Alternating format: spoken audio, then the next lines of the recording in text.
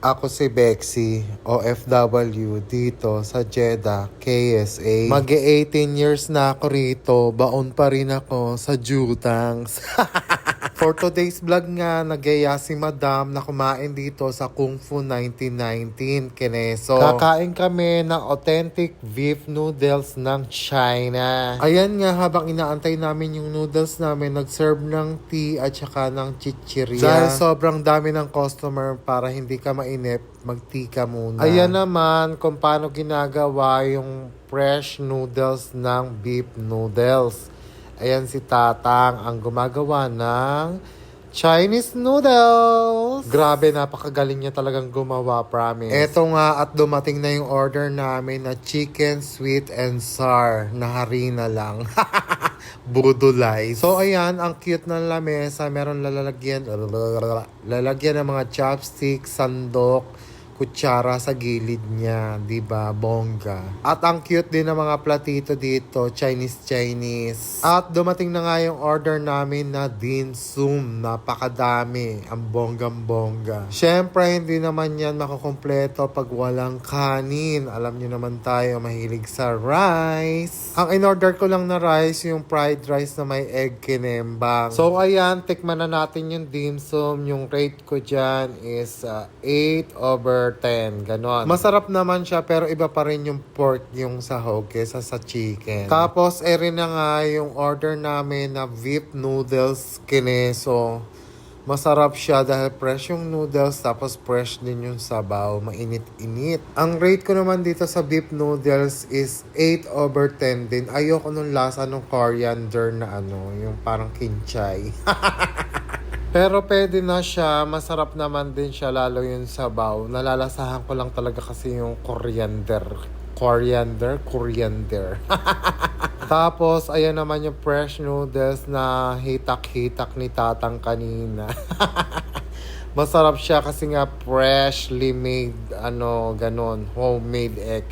Ang isang order pala niyang isang mangkok na yan ay 28 or 33, kung hindi ako nagkakamali. Basta ganon yung price niya, 28 or 33 reals. Pagkakain kayo dito, wag niyong itatapat na weekends dahil wala kayong uupuan. Talagang super puno talaga to.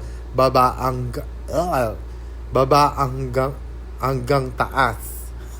Nagkakanda bulol-bulol na ako, my God. Talagang yung mga kumakain dito, pag tayo mo, meron nang uupo. Pag alis nung umupo, meron na agad kapalit. Mga waiting sa labas. Ang mga kumakain dito, karamihan, Chinese, Filipino, at saka meron din mga Saudis. Dito nyo nga pala to matatagpuan sa may Alhambra, malapit sa may katapat ng Starbucks, sa likod ng Chili's. Basta doon siya sa tapat ng Starbucks pa, Alhambra, sa may Palestine, sa may fountain.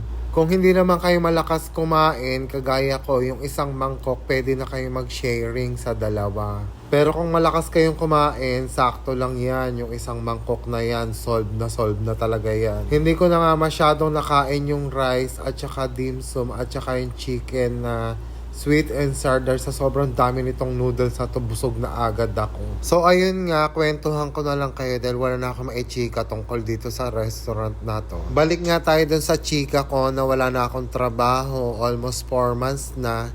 At ang mga tita at tito ko na lang ang tumutulong sa akin para mabuhay dito sa Saudi Arabia. Kung wala sila, malamang sa kalsada na rin ako nakatira. Charot. Kaya ayun, super thank you talaga sa aking mga tito at tita na kahit ganito na akong kalaki, hindi pa rin nila ako pinababayaan.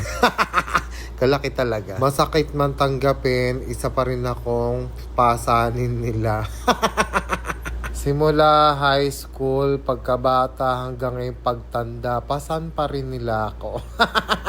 Hindi ko man nasasabi sa inyo, Chang at Chong, maraming salamat sa lahat-lahat. I love you. Walang halong biro mga kabeksi.